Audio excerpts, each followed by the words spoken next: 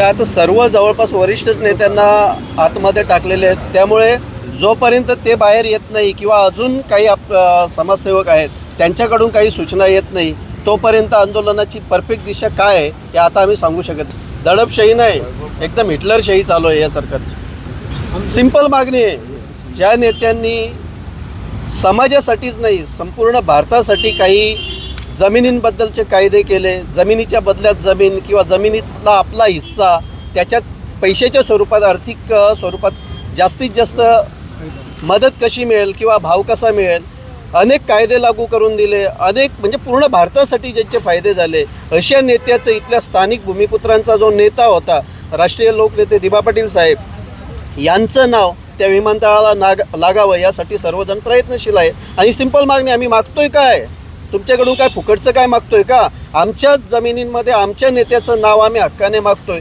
यापेक्षा अजून सिंपल द्यायला काय आहे सरकारकडे?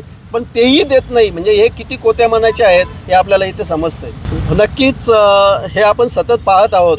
बघा, शेवटी एखादं पूर्णतः सामाजिक कार्यकर्ते असतात, हे यांना फ्रीडम असतं, स्वातंत्र्य असतं, परंतु एखाद्या पक्षामध्ये ज्या वेळेला जातात तेव्हा ते नक्कीच कुणाचे तरी बॉस असतो त्यांना, आणि त्या बॉसचं त्यांना ऐकावं लागतं, आणि तीच परिस्थिती आपण पाहतोय.